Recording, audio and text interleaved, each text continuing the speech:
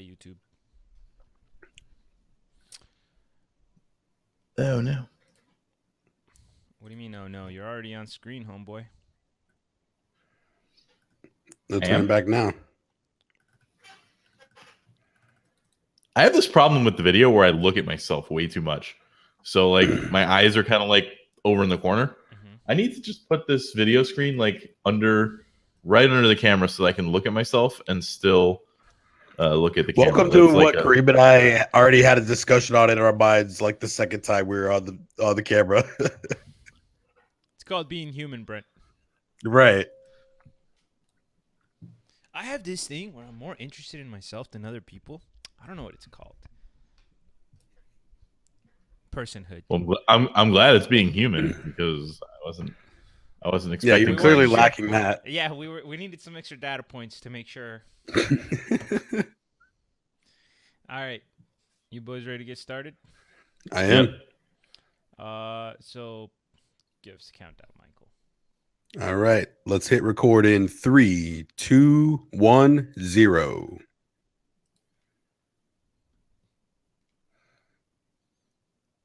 Knock, knock. Who's there? Hold on, I got to restart my recording. Hold on, I got to restart my recording. Who?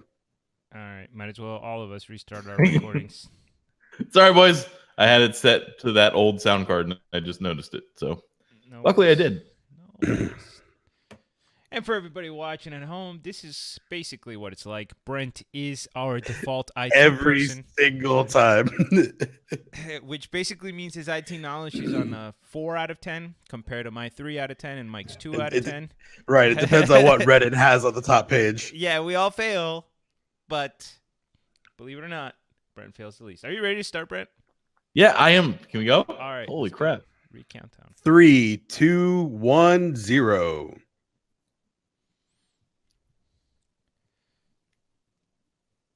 Knock, knock.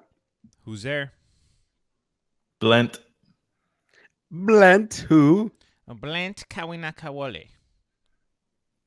Kawinakaloe. Was that a Indian phrase or? You just said Blent with like an Asian accent, so I was doing one of those things where like I don't know, maybe that's your real last name, but when you got to America, you're just like, oh yeah, my name is, John. They do that, but you picked Blent. Oh yeah, they do. That was not where They. they were going Who are with that. they? Brent, you gonna play the No. music or what? No. Asian, they're very practical culturally. We had this conversation the other day on the chat.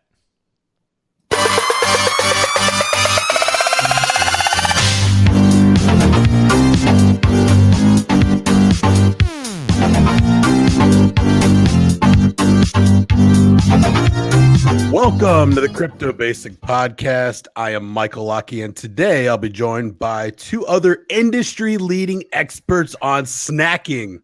Brent Philbin. Hello. And Kareem Baruche. That was a really long delayed. Brent just kind of looked at the camera and was like, oh my God, look at me. Oh, man. Hello. Wait, I'm Brent. they picked me. Holy moly. No, look, I heard industry leading experts. I thought there was I was gonna have to argue with you There was or another say podcast. something. And then you were on snacking, and I was just like, oh damn it, it was a fat joke. No, it's a mailbag joke. Oh, that's right. That's All right, let's not jump ahead. All right, it's a little foreshadowing there, but today is July the 27th, 2018. It's Friday, flagship number 30. And as Kareem reminded me, it's also our 95th episode. We're getting close there. For those of you that are just tuning in, the Friday flagships are weekly meeting of the minds where we discuss news, current events, and all the nonsense that gets tossed around in the cryptocurrency space. So without further ado, let's move on to the announcements section. Kareem, what are we starting with? Yeah, so this one's just real quick, but it was on the top page of Reddit today within the last 12 hours. It looks like Google accidentally dropped the MetaMask listing. For those of you that don't know, it's good that you're not using it in this moment, but MetaMask is basically just like a wallet app. But hackers obviously took advantage of the fact that that was dropped, and they put up a fake app, which is essentially a phishing scam. So now I don't use MetaMask, but I just thought that it was worth making sure everybody knew, at least for the current time being, that there is a phishing scam out there. And also, damn, man, like so many of these crypto scams happen because either they got rid of the ad. Remember how like a lot of people can't do advertising, so scammers can benefit from that because the real sites don't show up and things like that. It's pretty frustrating. But anyway, I actually knew a little bit more about this. You're safe now. What happened was there was a fake one on Google, like in the Chrome store, and and MetaMask reported it, and Google took down the wrong one. So they took down the real MetaMask. So the fake one was up alone for like 3 hours. And so what does this mean for you? If you downloaded or added the MetaMask extension to Chrome on July 25th, you want to take a real long, hard look at that. Delete it, reinstall it, whatever. Make sure you've got your seed. Hopefully you didn't enter it into the wrong thing. Be very careful with that particular one if you downloaded it that exact day. If you think you're even close, just create a new wallet Yeah. and send it to a new address, because even if they collect all these addresses, they still have to execute that hack or whatever, So like, if Yeah. you think that there's any chance, you downloaded this in the last couple of days, your private seed or your private key might have gotten picked up. Yeah. So just do that. You're not at risk otherwise. But if you didn't download it, make sure you have your seed words somewhere, and you've got, like, if you're being lazy about that, make sure you have them, because it's entirely possible they might be pushing a code through that may fix an exploit or may fix something, and you may have to re-enter your seed words. So just be careful about that. Yeah, we talked about this on a different episode when we were discussing the one of the hacks for the Ledger, the offline wallet. They may obtain the information required, your private keys. They may obtain all that information, and they may sit on it for a fairly long amount of time, hoping that there's a day where you like deposit a lot or move a lot in or out. And if you think that you're at risk at all, I highly recommend just finding a way to start fresh.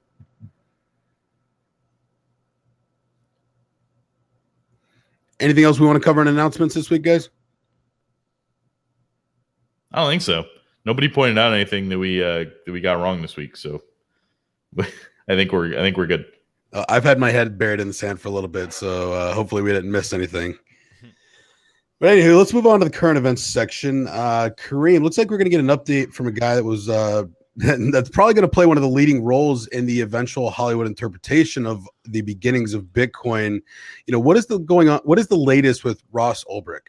Mm-hmm. Yeah, I really wanted to bring this story up. So we've talked about Ross in the past. He was the founder of Silk Road, and we brought him up during one of our episodes, I think, about applications, because basically a U.S. district attorney did a prosecution, and she did a TED Talk on it. And we spoke about it because they actually used the Bitcoin blockchain to solve the crime. But one of the things that she talks about on that talk is that Ross Ulbricht hired this undercover cop in order to have his partner murdered when they thought that his partner had stolen the Bitcoin funds. So here's why I bring it up. There's a lot of people in the community that felt that these charges were unfair. And, obviously having seen like the official conversation by the persecuting attorney herself, we just covered it, and I'm linking the TED Talk. But just recently, the U.S. attorney for the District of Maryland, who's currently the one that was persecuting those charges, just had the murder for hire charges dropped. So now the argument that they said was that it was in part due to time served, which sounds absolutely ridiculous to me because he's only been in jail a few years. And if you actually hired someone to get them tortured and killed, I don't really think that they're thinking to themselves, oh, well, it's been 4 or 5 years, like he did his time. So to me, this is starting to look like more evidence that the people who were claiming that Ross Ulbricht was framed might have been correct here. And specifically, it turns out that some of the evidence that was used against him in that murder for hire charge was given to the police by the corrupt cops, the ones that were stealing the Bitcoin. Now I assumed that since those cops ended up getting caught and going to jail, that they were two separate things. But it turns out no, that it was those very cops who may have framed Ulbricht for those murder for hire charges. Now I don't have any evidence either way. However, the fact that this district attorney is dropping those charges makes it a very compelling point for me that they're just charges that won't be able to stick. So, especially since we talked about it on the show, I talked about it based on that TED Talk. I just wanted to bring it up again and say, if this is true, then that would completely change my stance on Ulbricht. And he would go from somebody who I thought had paid for a murder, in which case I believe in all the punishment in the world, to just somebody who was running a site where drugs were being trafficked, so which is a different story, especially if he was framed. In any new developments with that story, I'll make sure to keep the podcast updated. We're going to put in the show notes the latest article that talks about those charges being dropped and also the original TED Talk by the attorney who was persecuting him, so you can see that entire talk. So didn't we know? We knew the cops were dirty, were corrupt cops originally, right? When we originally examined the evidence, I don't want to necessarily give Ross the O.J. Simpson, these cops are racist and they're willing to frame people, so they obviously framed O.J. scenario when he clearly did it. So I don't know. I haven't looked into a ton of this evidence, but so the new evidence is really the state attorney is dropping a certain group of charges, but he's still serving that long sentence, right? Like he hasn't had any. Here's the problem, and this is where I do think that he's getting the short end of the stick as things are playing out. Number one, in the example that you gave with O.J. Simpson, I think one of the key differences here is that the officers were benefiting directly. Remember that these were the officers that got caught. They were blackmailing him, selling him information on the case in exchange for Bitcoin, and they're the ones that one of them was the one that drained out the Bitcoin wallets. So if they are the ones that are providing evidence, it's not just about framing for the sake of framing. It would actually be framing in a self-beneficial way, which takes heat off of them for the crime that they're committing on the side. So that's number one. So you're saying that their incentive is because they were doing something really bad, they wanted to make it look like he was doing something worse? The worse that they make Ulbricht look and the more criminal that he is, in my opinion, the less pressure there would have been on them. They're literally stealing money, Bitcoin, from Ulbricht himself. So it's not like a big leap here. So if the evidence that they provide played a major role on these charges, then I think that that's cause for concern. It's a red flag. And number two, he basically got a long sentence in part because of these charges, even though he wasn't tried for these charges. It was a weird dynamic where these charges hadn't handled that part of the trial yet, or maybe that was a different trial, and they're doing this other trial, and the judge just well, you're a terrible person and you need to be made an example of, and he gets a very long sentence. And now finally they're getting to try the murder charges, and the government's basically saying, "Oh, we're going to drop these charges." So that's very possible then that these charges never had any justification. They biased the judge in his original sentencing. So look, I was very critical when we covered this story, but if this is correct information, then he's definitely getting the shorter end of the stick here. This is pretty unconstitutional in my opinion from a lot of angles. What I find interesting about this story is that it leaves the door open a reasonable amount. And, we pride ourselves on being skeptics in general. This is a huge issue for me when blaming him for this entire situation.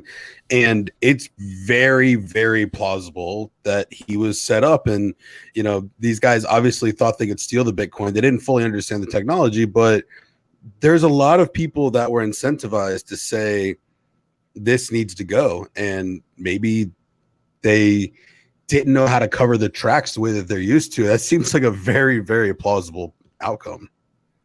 Yeah, and look, at the end of the day, it's still like, I don't want to completely make it seem like, oh, well, he doesn't belong in jail at all. First of all, I don't know all the details, but he was running a multi-million-dollar operation where he made tons of money off of the fact that they were selling illicit substances. Now, you can agree on whether or not you believe those things should be illegal, and I would even agree with you if you said, hey, listen, a lot of the things that he was selling shouldn't be illegal, and we shouldn't be using force to punish those people. But they were illegal at the time, and he made millions of dollars in a market that one of the reasons he was the only people there is because people are afraid to go into that market because they would go to jail.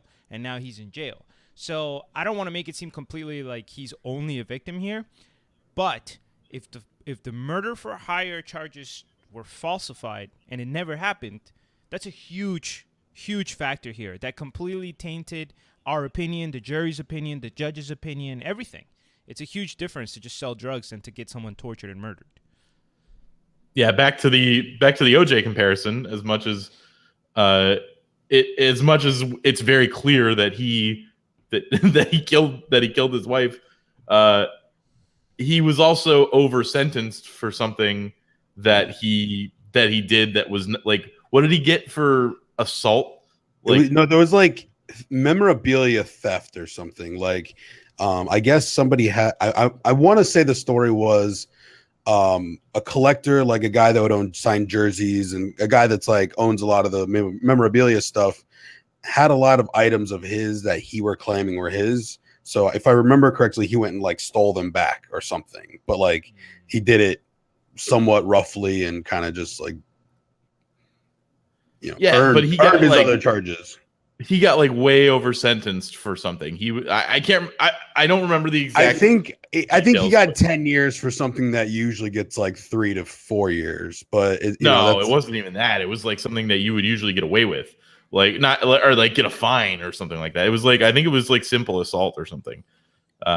Anyway, you're talking about what happened after the trial, right? Like you're saying after it was huge that he got away with. Yeah, he got away with it, and it's very clear that he did it, and he even went to go on to write a damn book about it. But like or he didn't release it, but he was going to. If I did it, and then he did like other stuff that he should not have gotten the kind of sentence that he got, and he was over sentenced. So if they were now two things, there other devil's advocate side, if Ross was over sentenced because they knew the other charge was coming, and this sentence was within the law, and now they don't feel like wasting more resources trying to prosecute him on the murder charge, and now they're dropping it. I don't know. That doesn't seem that weird to me.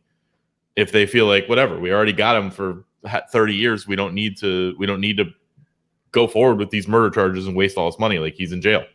Okay, so I do understand that argument, and that's one of the reasons that I didn't come with a completely clean removal, and that's why I said if true, because I see the charges being dropped, but right, like what's the mechanism as to why they're being dropped, right? Are they being dropped because it's just a more efficient way because he's in jail forever? But I'll be honest with you, that still leaves a really bad taste in my mouth because ultimately his murder for hire charges were relevant in his sentencing, and now he's not even being tried for them. If they don't charge him with those, that means he never got a chance to defend himself in court with those. And we're saying, oh, we could drop him because he's already in jail. Like that's a real cyclical argument that can be used for oppression and taking away people's freedom without ever trying them for a crime. Well, he wasn't sentenced for he was sentenced within the law, right? To be honest with you, I don't know. So we'd have to look at it more, but I'm pretty sure based on what I was reading that these charges played a role. And look, public opinion matters, just like you said with the OJ trial, and I mentioned it with the Shkreli trial, right? Like Martin Shkreli probably in a lot of universes doesn't go to jail, but he decided to make himself a public pariah by pissing everybody off, right? With the increasing of the drug prices and then being as smug and dickish about it as he possibly could. So he became an opportunity to make an example, right? So public opinion matters. And I don't know, man, like if he never gets tried for these murder charges, then to me that's a red flag. I think that should go without saying. I'm not a fan of how the situation is handled as the evidence has been presented to me so far. All right, so moving on here, Brent. Privately last week, we were discussing this Ethereum DApp that is causing some problems for a lot of people. And personally, it's a little confusing to me as to what exactly is going on here. So hopefully you can break it down for the listeners. Okay, so I don't remember if we talked about this on the flagship. You were just asking me in the chat before we transitioned to this. Didn't we talk about this on the flagship last week? I don't think so. I think we only talked about it in the Discord. But FOMO 3D and Proof of Weak Hands 3D are Ponzi schemes on smart contracts. There's not a question whether these are Ponzi schemes on smart contracts. The only question is there an exit ability by the team that posted the smart contract? It is a smart contract that is posted as a pyramid scheme. Here's how it works. There is this timer that ticks down from 24 hours. Every time somebody buys a key to that timer, it goes up 30 seconds. If the timer ever hits 0, whoever bought the last key gets all of the money that's been put into the smart contract. We are over 12 million US dollar equivalent on the smart contract right now. So what do you boys think the chances are that will ever hit 0? 3%. No, it's not 0. No, there's no way everybody in the world is like, I don't think I want to throw another $1 at this or whatever just to get the key, right? So it's never going to hit 0. It's like those auction websites where you can go buy a TV for $20 because if the timer ever hits putting 0, in like $1,000, even though the price is like $18. Yeah, they're just never going to hit 0. Somebody always puts a penny in there because you only have to increase the bid by a penny, and somebody's always going to increase it by a penny. So eventually, these sites could just like put up that they're selling TVs and video games and stuff, and then everybody bids, and it never happens. So that's what's happening here with this thing, right? So you have the pyramid part. Now, right here, that's just a dumb game where this money is going to get locked up in a smart contract. The pyramid part is that if you buy a key, you now get dividends on all the keys that get bought after you. So the people who bought the first keys are literally at the top of the pyramid. And then the people who buy keys later are towards the bottom of the pyramid. And eventually, there's going to be some sort of exit scam or a hack. Now, these guys may not actually intend to exit scam.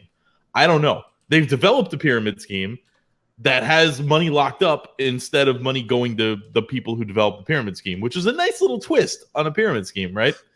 But there's $12 million sitting in a smart contract that everyone is going to try to hack that was put out by some people who were like, hey, let's put a pyramid scheme on a smart contract. I don't know that they've got ironclad code. In fact, there's already been an exploit on the code. And I didn't understand the exploit, but basically the person was able to do some sort of attack on like 1% of either the locked up funds or the dividends in some fashion and kind of skim them. And they, instead of being like, oh yeah, you got us, you found a little bug in the code, let's fix that. They ran the old, that's not a bug, it's a feature, and released a second game. And now there's like they're like, yeah, here's the exploit. You can go ahead and do this and see if you can get more money out of the contract. And then it kind of cancels the exploit if everybody's doing it, which is a nice little way to actually smart way to handle that. But they're not dummies. Yes. So these are not like, legit pyramid schemes any more than fucking essential oils that the mom down the street is selling are legitimate businesses. Whoa. What do you have against Betty's Oil Bonanza? All right. Tea tree oil for the win. So don't buy keys in a stupid... Yeah. Here's one of two things is going to happen. Either all the Ethereum in the world is going to be put into this fucking smart contract because it's going to be like $1 billion at some point, or there's going to be some sort of exit scam or hack. So You pick, but don't get yourself involved in this, please. Do your own research. Anything to add there, Kareem? No, that was well done by Brent, and I'm sure he'll add a link here at some point. Oh, is that what link means? I thought you were like You've been getting playing a lot of Zelda. Of not adding the link, so I gotta go hunt for them afterwards on Thursday. Yes, Kareem also put it in like size 24 fonts. I put it in regular font, and then I noticed from Brent's eyes that he was only looking at himself on the screen, so I started making it bigger and bigger. All right, Kareem. You know we're not afraid to go off topic here on Crypto Basic, but this next topic is literally out of this world. Oh, off topic, buddy, off world. Before you transfer, this is such a good topic and crazy.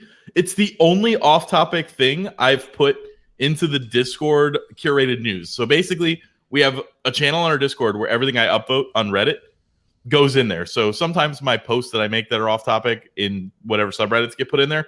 This is the only thing since we started that was specifically off topic other than the Tesla in space that I upvoted. And Kareem independently put this in the outline. So that's how good this is. Yeah, I agree that this is big news. So it turns out that it looks like there's water on Mars, boys. And I know you may have heard that story before. Wait, wasn't there already water on Mars? Well, this is the first time that we have found liquid water. So it appears as though there is an underground lake of liquid water in Mars. Here's how it goes down, right? Up until now, we've only detected either ice or maybe trace amounts of water in Mars' atmosphere, but not enough liquid water. And as a reminder, the reason why liquid water becomes so important for the potential of life is because liquids allow molecules to move around freely and bump into each other. So there's a higher likelihood for them to start connecting, forming bonds, creating amino acids, molecules, all that stuff. So the European Space Agency detected a lake about 1 mile below the surface and about 12 miles across. That's 20 kilometers for our international listeners. And it's close to the polar ice cap. And it was detected using radio wave pings, which essentially penetrate the rocky surface of Mars, and then they start going in, and whenever they get to a boundary with another material, they bounce back, and based on the patterns, the bounce back, like the patterns of the radio waves themselves, they can usually interpret what the materials are made out of. So the reflection of this particular boundary looks almost exactly like liquid water. They look like what we see in Antarctica and Greenland when we do these radio waves. They were performed from 2012 to 2015. I think it was like 29 sets or 39 sets. The temperature of the water is still sub-zero, and the reason why it probably remains liquid is, number one, because of the pressure. It's a mile below the surface. And number two, it's still pretty mineral dense. So it has salts, sodium, magnesium, and other residues from Martian soil. And just a last little thing, because I know a lot of us were thinking, okay, one interesting question is, does it have life? We don't know the answer to that. Maybe, possibly.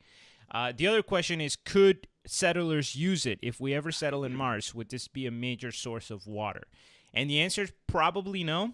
Number one, because it's in the polar ice caps. And if we ever do settle Mars, we're more than likely going to land near the equator. So this is not the most practical thing. And also there's ice sheets all over around the equator of Mars that we would be more likely to exploit first. Plus, it would take a lot of materials and resources to go to the North Pole, dig this out. Then we would have to desalinate it. So very likely not going to be a source of human water, but interesting to see if there's anything swimming around in those depths. Woo-wee. Side story, if anybody has a chance to do any mineral baths, I highly recommend it. They're pretty sweet. But obviously this is an awesome story, and something that's going to keep evolving over the years, and who knows where this ends up, man. I hope it keeps going strong. Yeah, I mean, I think it's especially cool because one of the main big questions that we don't have the answer to yet, but that we may have an answer to in our lifetime, is how rare is life? Because like it could really go any way right now. We could be the only living thing within like millions and millions of light years around us, just because it turns out life is super rare and it almost never happens, and we're just like this crazy anomaly. Or it could be the total opposite, where life is like super common. It's everywhere, every single solar system. Guess what? Even our solar system might have some random spurts of life here and there. What is life? Like how do you even define that? Like, we could change our definition over time. There's so many ways that Definitely our some brains can't comprehend this. Yeah, definitely some good debates about what life is and isn't, because it's still a collection of inanimate matter, but acting cohesively, right? Right. All right, let's move on to the next topic. Brent, looks like Facebook's changed their stance on crypto ads. We've already talked about that, but they're making a little progress. What'd you find? Well, Coinbase is now approved and shipping ads to those on Facebook and Instagram. But also important is you can now find Coinbase ads on Google. So Google is running those ads too, which is they had also stopped doing cryptocurrency ads. It feels weird to be happy about ads, but it's nice to see that they're back, I guess, that they're letting people do ads. I mean, like I said, I'm not happy about seeing ads, but I'm happy about seeing crypto ads. There's always going to be ads. We just always wanted a free market. Yeah. However,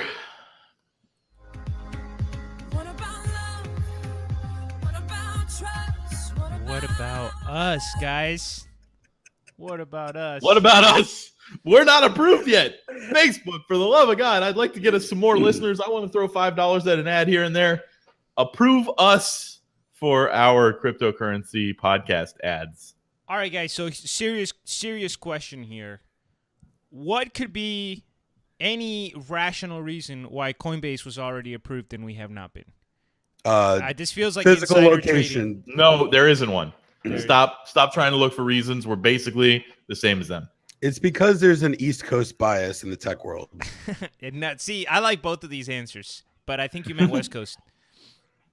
No, like anti-East Coast. Like the bias is like. Oh, they're Yeah, anti-California. we're the oppressed Oh, anti-East Coast. Gotcha. Okay, second question. Did you guys hear the rumors? I never really looked into it that much, but a lot of people were speculating that like Facebook might try to buy Coinbase, and that's one of the reasons that they started to ease out their policy and that they got the green light so early. Look, they've also said that Google has been accumulating tons of crypto, and that now that they're done accumulating, they're willing to put some more ads out there. People will find conspiracies everywhere. I don't know. It might be true. There might have been some accumulation, certainly by Google employees, because I know that there's like an internal cryptocurrency mailing list for the Google team. But I don't think there's really anything to that. I think this has happened in every industry where there are scams, and they shut down the ads, and then they slowly allow the ads to come back. Daily Fantasy, they did that. No, I agree with that. So my question is not so much more so like, Facebook, now that they bought up a bunch of crypto or anything. My question is, could you see a scenario in which one of these big companies, since that's the direction we're going to anyway, where it seems like big companies buy out medium companies to become mega companies, do you see a company like Google, like let's say Facebook, instead of buying a cryptocurrency, they dip their toe into the water by just like buying a major exchange? That'd be a pretty sick move. The reason I'm going to say I don't see this happening is because I think the one thing that holds true of the people that I've met that are in this level of financial wealth and the types of entrepreneurs that are in this space, I really feel like a lot of them at this point, it's less about the dollars and more about the legacy. I think a lot of them want to have their ego stroked and do something great on their own. And I honestly don't see a scenario where Coinbase is purchased. I think that there's some other, smaller options that could be, but I think Coinbase is going to remain its own entity. Yeah, Coinbase is the big company. Like I will see them acquiring some things, but they're how big already are they on really? their way to Facebook level. They're getting billions of dollars in funds to manage. Like they're going to be huge. I don't know if you guys saw it, but Facebook stock dropped like a lot in the past 5 days. It was going normally, and then it went from $217 to it opened today at like 174. So that's a couple of $100 million worth of market cap for sure. They stopped letting third-party apps post on Facebook, so a lot of content marketers and a lot of the people that would have been using Facebook a lot are stopping. Now, that's probably going to make it less spammy, which is kind of good overall. But that means that I'm going to be using Facebook even significantly less than I was. I was mostly posting through Buffer. Facebook's not just going to sit on the sidelines and just watch a tech revolution happen around them. They're going to do it their own way. They're going to change their business model. Obviously, they're finally going to have to put on a front that they care about privacy, and who knows how much that's really true. But they have to make adjustments with the industry. Now, it wouldn't surprise me if 10 years from now, Facebook has the average person believing that they're the most private place for their data to be. It's just going to be how they're going to spin it. No, it surprised me if Facebook existed 10 years from now. That I also think could be a stretch. MySpace still exists.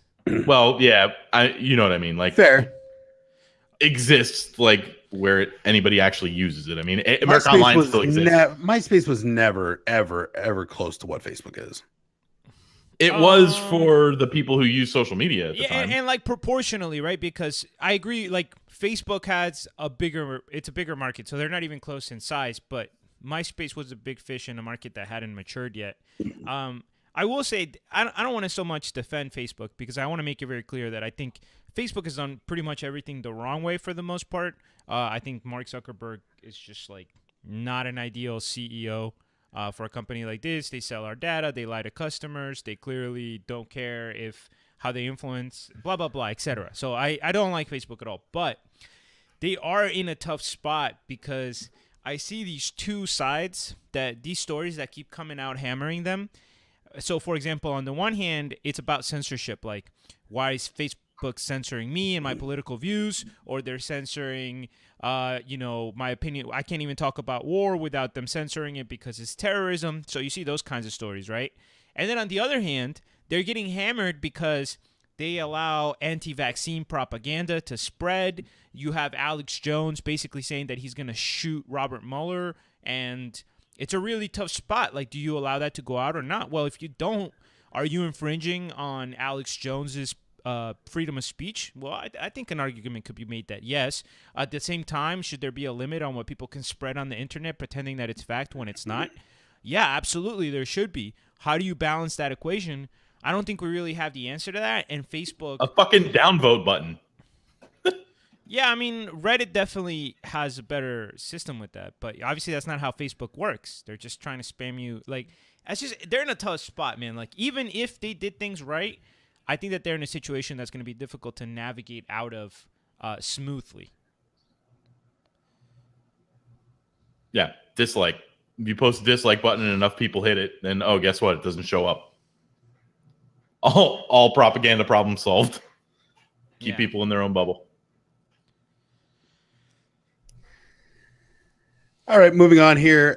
Brent, thankfully, this website you just found, we didn't find it back in January when we started our portfolio contest, but what is this site all about?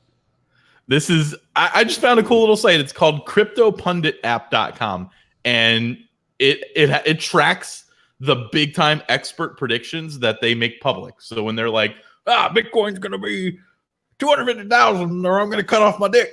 Like, they track that stuff. And you can see like how bad the expert predictions are. Now, there are a couple people who are right, but there are always going to be a couple people who are right in randomness. So interesting. And I think the more important thing on there is the aggregate of all of the predictions. Like we've said in the past, like we talked about when we were talking about Augur, if the masses, each individual guesses are not going to be very good, but altogether they might. So they have, the average has Bitcoin, I believe, somewhere around 22,000 by the end of the year. So interesting site. Check it. We were not paid to say that. I just happened to stumble upon it and thought it was cool. I don't. Sure, Brent. Sure, you were. Hey, if you're the guy who's got Crypto Pundit app, reach out to us. Maybe we'll talk to you. All right, so I do think that this little bit is interesting, though, just from a market perspective. If you look at the chart that they have for predictions, they have like basically a chart that tracks the price of Bitcoin, of course, and then they represent the predictions with little blue dots. And if you get to February, January, February, March, basically all of the predictions, the majority of the predictions were a little bit, they were too high because that's obviously when we started getting the drop. But once you start getting to like the current environment, everybody who predicted that it would be way higher than it is right now. So it means that the expectations have been very high compared to the reality. Right, but to be fair, you're asking crypto pundits to to gauge how much they think their crypto is going to grow. I mean, obviously, like these are guys that are long. Yeah, maybe, but it could be like Roger Ver telling you that Bitcoin's going to die or whatever. So this is specifically Bitcoin right now. I think this is websites in its infancy. I hope whoever developed this keeps it updated and pulls in as many aggregate predictions as they can, because like past this year, they don't have very many predictions, and past predictions, they don't have a ton of them either. So we're really just talking about a lot of the predictions this year, and it would be nice to see some people with some accountability. Like there's so many people that are out there talking about price and have so many followers, and everybody forgets all the times they're wrong, and then they just like buy into the times that they're right. Like we can all make a prediction of Bitcoin's price right now. Like all three of us can make a separate prediction, and then whichever one of us is right 6 months from now, we can talk about, man, Mike, you called that 6 months ago, and just forget that me and Kareem also called it, but we were wrong. I would definitely say don't hold your breath at all. That kind of market maturity or soberness is going to develop. And the reason I say that is because, okay, yeah, crypto's a new market, but we've already seen this effect. Number one, with stocks, there's all kinds of shenanigans in the stock world for over 100 years now, where you have a bunch of people that get lucky with a couple of picks, and all of a sudden they're the most genius person on the planet. You could have somebody on TV making the wrong prediction every single time. Dude, there are analysts who in the middle of the recession were saying that there was no recession, and they're still on CNBC money commentating and telling everybody what stock they should buy. And we also see it with like psychics, like psychics who make hundreds of predictions and have been doing it for hundreds of years. Somebody like Sylvia Brown or Edgar Casey who could just have verbal diarrhea of the mouth and predict 150 things. And if they get one thing even remotely close, not even like how did you know that my aunt was named Susan? Oh, dude, it's like the most. Oh, there will be an earthquake in California in 2019. Oh my God, this person's got superpowers because, like San Antonio slightly shook. So don't expect that dynamic to end. People will follow that stuff, unfortunately. I have a little anecdote. The other day, I saw a post on Facebook in this poker dealer group that I've been a part of for 8 years or something, right? Somebody posted in there that they're willing to do a psychic reading for you for $5 via Facebook, and they called it a Maverick reading, and they posted the picture of Maverick playing cards. Mm-hmm. Maverick playing cards are the cards that you buy at Walgreens that are $1, that are the shittiest cards that you could really buy. And so they're not, let's just examine some of the things that are wrong with this, right? They're not using tarot cards. They're like, oh no, I'm going to do a card reading with regular cards. They're using the worst cards humanly possible, and they're willing to do it over Messenger for $5. So obviously, I did not just let that slide. So just a quick side story real quick. Did you guys have the experience that like when you started being a poker guy, that like your parents or friends would just like buy you random like decks of cards and just be like, hey, you're a poker guy, here you go. Oh, yeah. And it was like that applies in every hobby, yeah.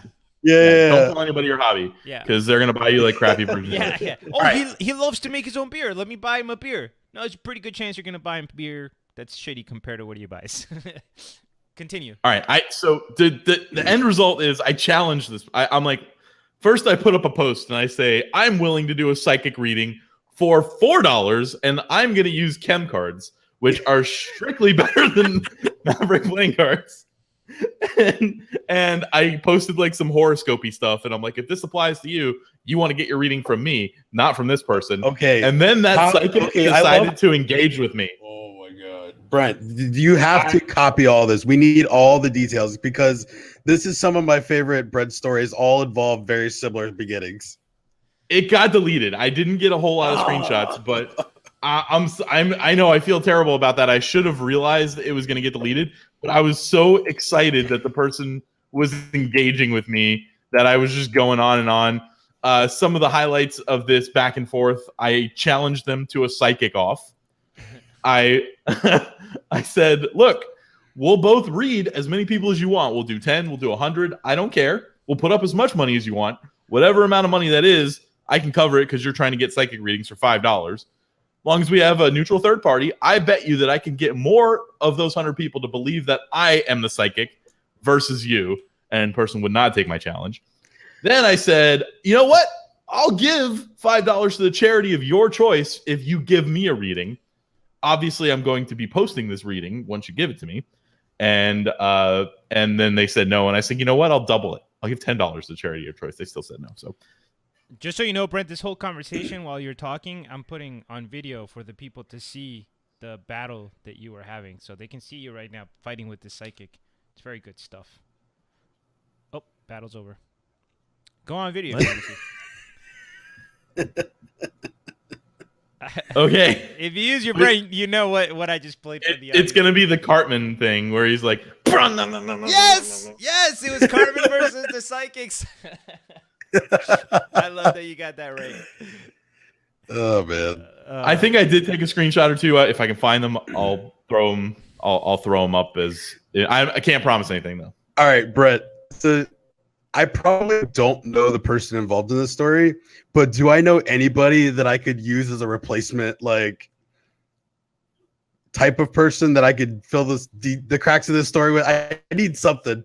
I think this person was literally just I don't even know if they were a poker dealer. Although they did say when they were arguing with me, they said if you understood the cards that you were using day in and out, when you deal those flops, you would know that there's a lot more fate to those than. And they said something stupid like that. But they also said that those that facilitate gambling are scumbags in the middle of their arguments with me. So they called all the poker dealers gambling. It's an investment. You're investing into the psychic, and he's providing value. Obviously, yeah. It was a she, but there was some definite comedic gold in there, and I wish I had saved all of the screenshots. The members of the Crypto Basic podcast are not psychic advisors. Please remember, all psychics are full of shit. The end. True story. For a school project, I convinced 83 out of 100 random people that I had some psychic ability by reading one book on cold reading. And I do not have psychic ability. Yeah, if you're interested in any sort of social interactions, if you want to know what psychics use as their skills to convince people of these things, all you have to do is there's a lot of topics on body language, relationships, all kinds of things. Join our Discord and we'll give you all the book titles you can ask for.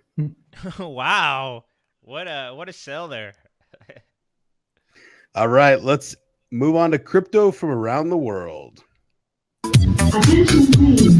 This is the final call.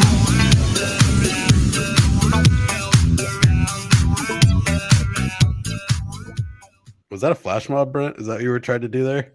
I think he's trying to freeze. Just making a face. I don't know. Well, Kareem, I actually will say, Kareem, Argentina is one of my absolute favorite places that I want to visit. It's very high on my bucket list. But in a crypto sense, what's going on? Yeah, so, Argentina in South America is known as the Europe of South America because they all think they're European. But other than that, yeah, I want to go to Argentina as well.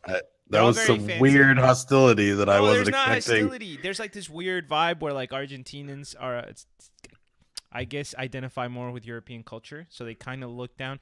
It's almost like Europeans settled in Argentina, and all of us Colombians or Venezuelans are the Europeans that got mixed with the local Indians. Yeah, it's weird. So Argentina.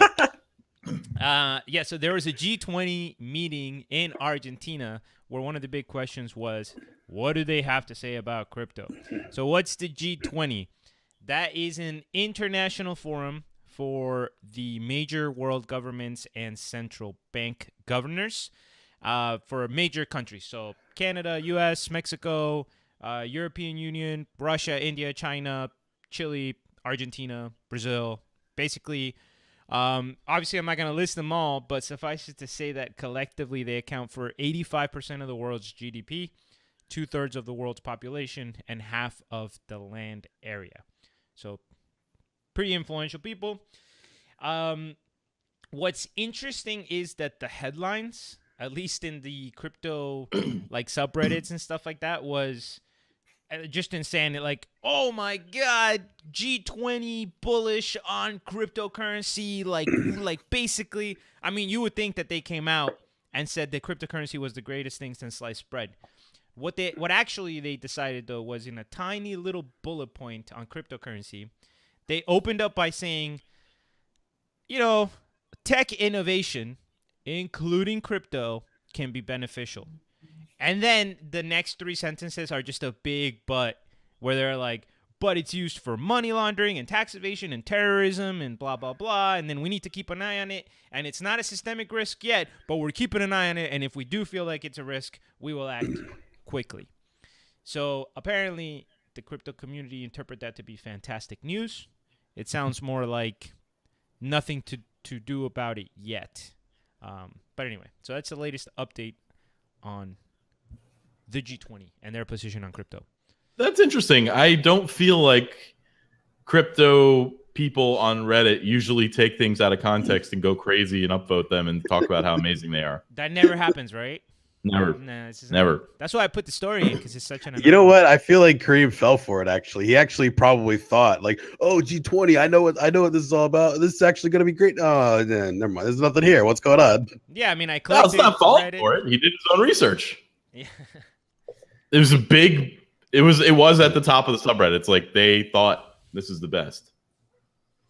Yeah, they clearly didn't follow through. But anyway, Be aware of the bubble you are in, whether it's political, whether it's cryptocurrency, anything. Like a bunch of people circle jerking a topic are always going to do this and go crazy about good news and put a bunch of thumbs up on it. Like it. you know what was a great example of a situation where you realize that you live in a bubble? It happened to me recently with music, where we were going to go to, there was a concert here in South Florida where a kind of like a modern reggae band was playing, Slightly Stupid, right? So Slightly Stupid is playing, and, my friends are setting up this big thing where everybody's going to go to the concert, and we're trying to get all our poker buddies to go, and when I'm telling people, like, hey, Slightly Stupid concert, and then, like, 2 of them hit me back up, and they're like, how the hell did you not tell me that... Oh, see, I already forgot the name. There was somebody else playing with Slightly Stupid that I had never heard of in my life. Like, I could read that lineup a million times, and it would never even click.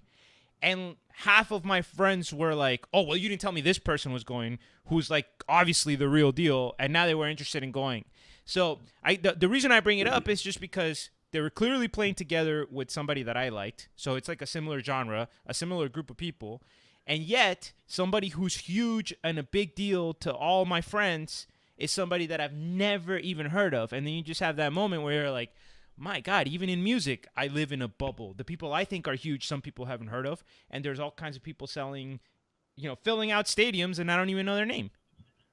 Yeah, I mean, it's very similar to what we experienced when we went to the festival together, where it was literally 4 days of music with many different genres and varieties. We were pretty much there for very different reasons, and there's nothing wrong with that. I was able to listen to some of the DJs you were a bigger fan of, and you listened to some of mine, and that's what, we use music for. But, I just find it interesting how, people are unwilling to look outside of whatever their inner life is like. Yeah, some people, but I feel like even people like ourselves that do try to out of our way to experience new things or get exposed to new ideas, I think that it's kind of a reminder. And I think Brent really, with the politics point, all of our biases, with the stories we follow, with what we're in, it's just really easy to forget that your priorities and the news that you're fed and the music that you listen to and everything that's happening around you, like the way we construct the world, it's really just in our head, and that there's equally valid constructions where there are other priorities, other artists, other news, other perspectives, and it's just, we live in a bubble.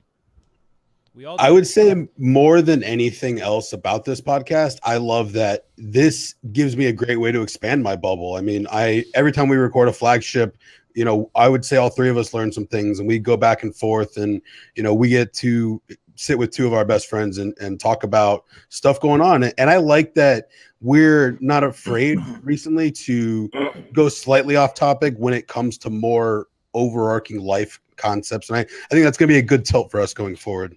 100% on you guys to keep me from going off topic, because I'll turn this into an off topic podcast real quick. All right, Kareem, let's get it back on topic and talk about these Chinese vaccine scandals. There we go, Kareem being on topic. All right, so here's the story. There was a number of large vaccine manufacturers. There's a company called Changsheng Biotechnology Company, and it recently had to recall 256,000 DPT vaccines. So that's for diphtheria, pertussis, and tetanus. And in July, the government had caught this company falsifying data about a rabies vaccine. So here's where it gets interesting, especially coming out of China. This story started making its way into social media in their WeChat, and people were sharing it and complaining. There was a lot of anger. There was also another problem with like baby formula. So it turns out that a lot of people in mainland China have started to lose confidence in some of the local manufacturings on something like vaccines or something like baby formula. So they import it. They import it, for example, from Hong Kong if they have money. All right. So this story started spreading through the media, and the Chinese government did the two things that the Chinese government knows how to do. One was you have a state-owned media like the People's Daily, who started going on social media and saying, hey, don't spread anger, don't spread misinformation, let the authorities respond to this. And number two, they started censoring it. So all of the stories that were sharing this started getting deleted from social media and disappearing. So why do I bring this up? Believe it or not, it is on topic. Turns out that one of those individuals copy-pasted the story and sent it to themselves on an Ethereum transaction, and it is now permanently in the Ethereum blockchain where the Chinese government can't touch it. So anybody that can access block 6,074.93 or 674.93 can access that story, and it's just kind of interesting to see this governmental response and then people using something like Ethereum in order to get around that and creating a permanent record. And I just have to think that there are some people looking at this and raising an eyebrow, some people looking at the potential of it in China, and then also some people looking at it as a major threat. Because if you finally erase this story from like all of these social media sites, and now you find out that somebody just put it on the blockchain permanently, and now it's international news, and even you can't block your own people, I don't know. It's going to be really freaking interesting to see all these texts develop in the different cultures. That baby formula problem was also, I think, the impetus for starting Wabi, the one of the supply chain coins. Oh, really? Yeah, I'm pretty sure. Now, I've never done my research on Wabi, but I remember the baby formula story when I did like a very cursory first glance at Wabi. So I think they're related. Yeah. Another thing about the story while I was reading it is that, we do have a tendency here in the U.S. to think of the Chinese government obviously as more authoritarian. And in many ways, that's true. Obviously, they have firewalls. They can censor things. But I think this also shows that they have to be responsive to their population as well. Like there's outrage on social media, and even though on the one hand they're censoring, you also have state-owned media coming out and saying, hey, don't freak out, we're going to have a response, and these companies do get fined and people do get arrested. So, just because they have a different form of government doesn't mean that they completely circumvent the natural pressures of having to be responsive to the people. And then if the people are angry about something, there's other social problems unless you deal with those problems, So it's just interesting, and very interesting to see that blockchain can play a major role.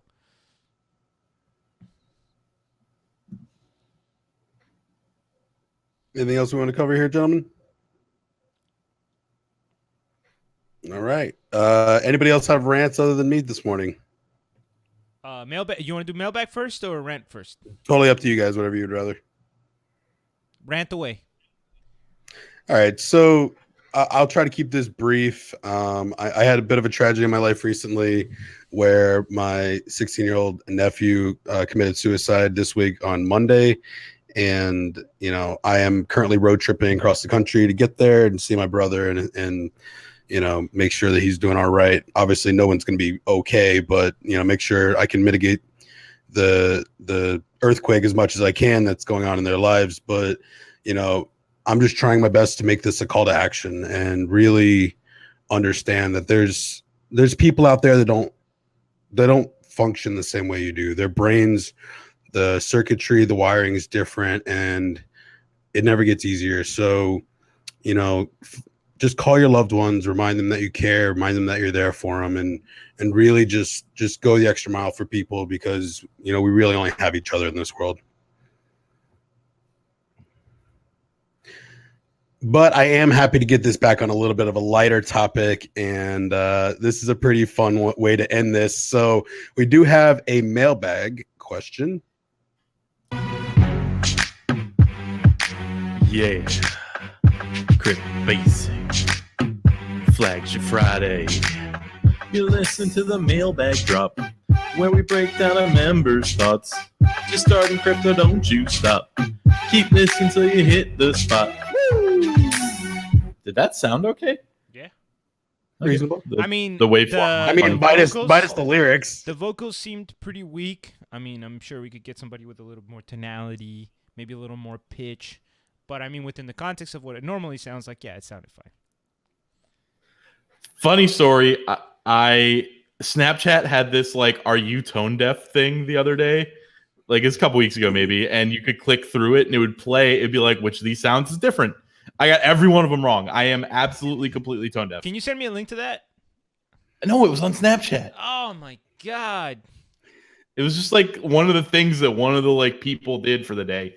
They're like, oh, hey, they do it. They do stupid stuff like that every day. But there was really no question in my mind before that. But they just confirmed it. They're like, if you got 0 out of these 10 right, you are definitely not able to hear the difference. I'm sure there's probably an online test I can find. Now that I know that exists. Yeah, I'm thinking of doing the same thing. I've always considered myself, whatever the definition of tone deaf was, I probably was it.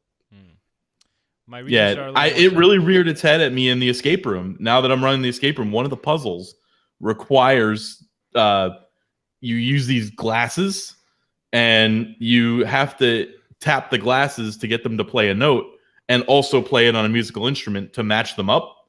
And when the glasses break, I have to figure out how to put a new glass in there, and it's very difficult for me. That sounds like a really complex puzzle. It's a really cool puzzle, actually. Hey, I want complexity when I go to my escape rooms. So, I would too if I were you, but I'm me, unfortunately. However, I do want to make it very clear that if you try to promote your escape room one more time on this podcast, you are shipping advertising dollars. Do I make myself clear, Philbin? What? Man, if he's not pushing his business, he's pushing his shit coins for his portfolio. It's ridiculous. Escape Key, right? It's in Gainesville, Florida. Oh, yeah, you got it. Is that where it is? No. So if you're in Gainesville, Florida, listening to our podcast, Jason, I just picked a random name, but that's actually our editor. I did one of the people who came through the room last night. I used our business card that automatically opens up Spotify, and we may have a Gainesville listener now. I don't know. life Oh. goals. All right, so now are we done with the free advertising, or is All there right, anything else so- you'd like to push, Brent? Anything you're selling on Amazon or anything, or can we? You're private labeling anything anymore? Yeah. Guacamole, the mats that we could put our computer. If you're done, we could just go to the mailbag section. But if there's anything else you want to plug for free, now's the time. No, I think I'm all right for the moment. No, you don't want to All talk right. about Nano real quick and try to get it to push up before the end of the month, because that would be. Come on, Nano. Jesus. All right, so Big Go the Private.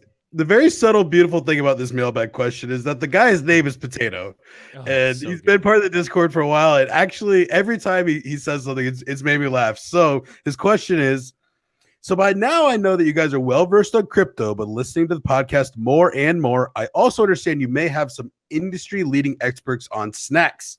What's your favorite snack to eat when you have the munchies?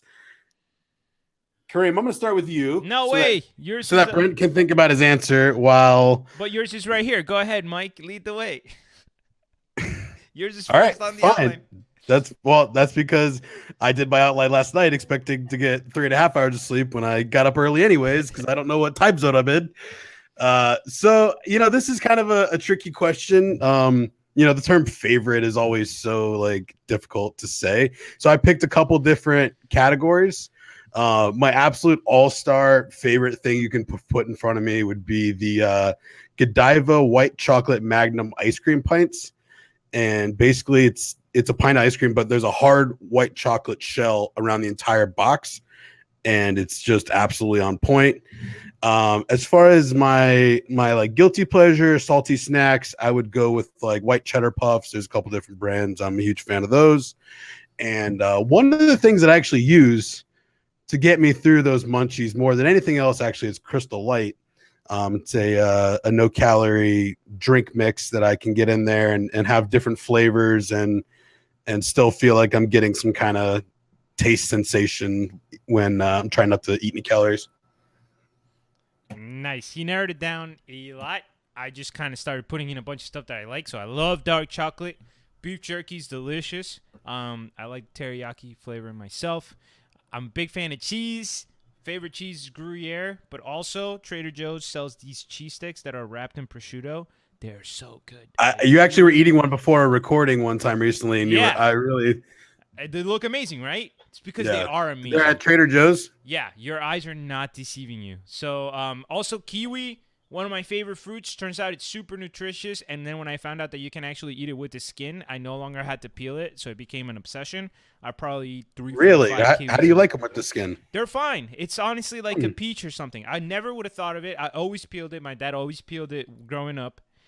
It's so intimidating because it's furry. Like no, it's like I know, you but don't it's wa- fine. Like Oh, peaches. cool. You know how peach is furry? Like honestly, Yeah, you I can bite guess. right into it. It does have a slightly different texture on the outside, but all you have to do is cut off the ends. I'm definitely gonna try it. Absolutely. I feel like I'd want to hit it with a number 0 first. Dude, it cuts off so much time of the eating.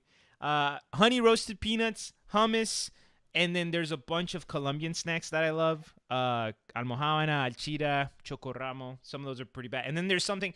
All right, this one's kind of inappropriately named, but it's possibly one of my favorite snacks of all time. Okay, it's called in Colombia, and it doesn't have any negative context, but it's called Besos de Negra, which means black woman's kiss, but not like in the weird racial context that exists in the U.S. It's just what they're called. And they're essentially, it's like imagine a thin graham cracker with a marshmallow on top, dipped in hard chocolate and hardened. And they're so freaking amazing. So it's s'mores. We call those s'mores. Yeah, but I like those. That's like me saying, "Oh, there's." Put that in front, please. That's like me describing a chocolate brand that I like, and you guys are like, "Oh, we call that Hershey's." Well, yeah, you think you call it Hershey's, but trust me, you've never tried these. So, quick story here. I just want to say, when I left Vegas last week, we decided to drive to Arizona. A couple weeks ago, I'm sorry. We decided to drive to Arizona after being in the desert for what felt like hours, probably was hours. We drive up to this sign, a cardboard sign with written in Sharpie. It says beef jerky 3 miles. I'm like, Ooh. we're definitely stopping. So we stop at this little beef jerky stand. It's like a mom and a son, and they had all kinds of like really, really good flavors of beef jerky. We ended up buying 3 bags. And How what did I the also, prices compare to store-bought beef jerky, Mike? oh, they're very expensive. I mean, it was still pretty expensive, right? Okay. well, it's they use good quality ingredients, so like I knew what I was paying for. Right. I forget the type of actual beef that they used off the top of my head, but it wasn't some cheap piece of meat. It was actually I think it was brisket. Now that I think about it, so it was. I got 3 bags of brisket beef jerky. That was awesome. And then what I wasn't expecting to find that I ended up loving, they also had this huge selection of dehydrated fruits.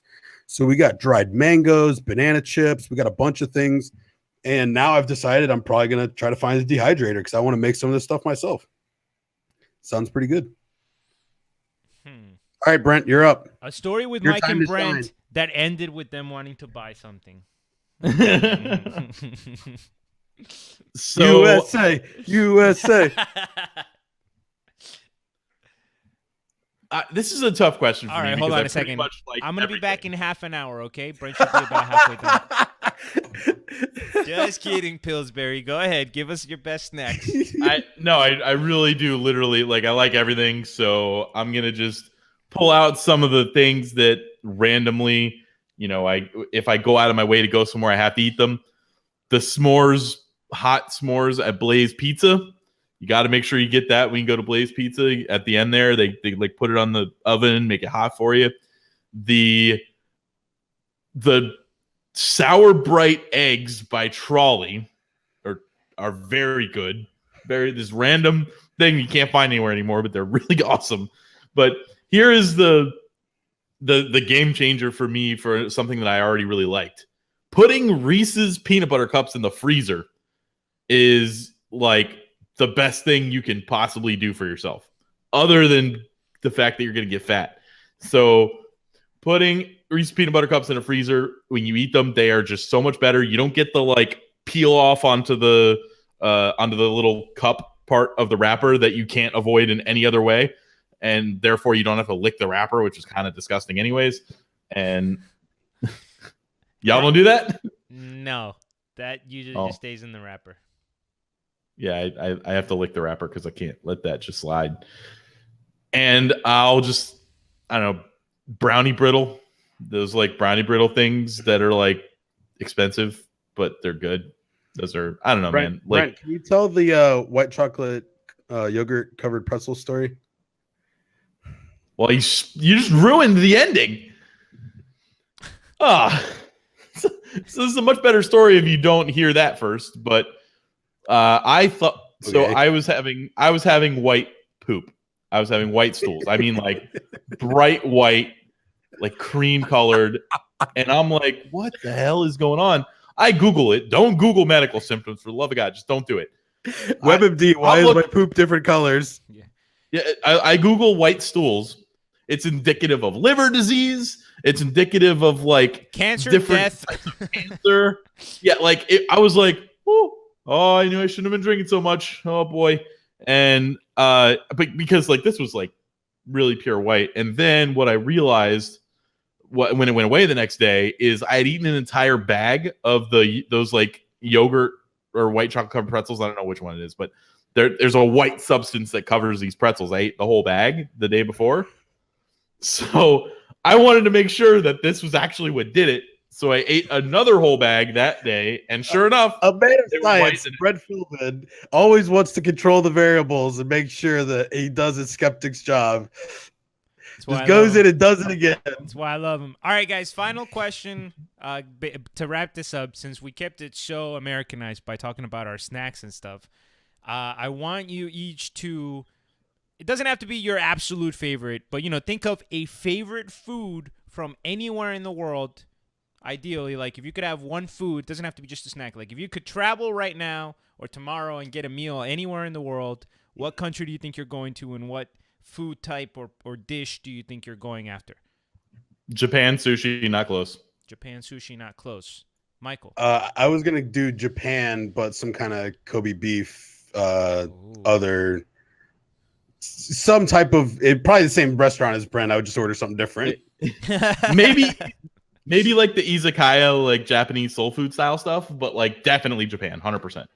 Yeah. Like the top 5 countries would all be Asian. Some yakisoba or something. Yeah, for sure. I'm a big fan of Asian cuisine as well. I have a huge guilty pleasure for Mexican food, and my mom grew up in California and made it most of my childhood, so it's like just a weird, safe place for me. Dude, Paola loves Mexican food. I never thought I'd get tired of Mexican food, but I got a little tired of it for a while there. She loves it. Like, a lot. But yeah, Mexican food's good. Anything else we want to cover today, guys? No, I think that wraps it up. I think that wraps it up. The Crypto Basic Podcast. My name is Mike. I was here with Brent and Kareem. Thanks again for tuning in.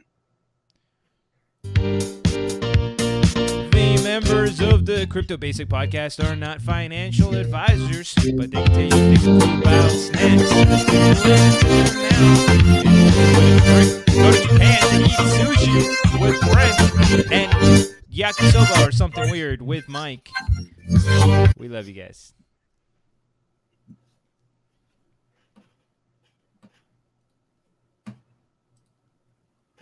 All right, stoppage. Oh yeah, File. let me stop the video. Everybody say bye, Export. YouTubes.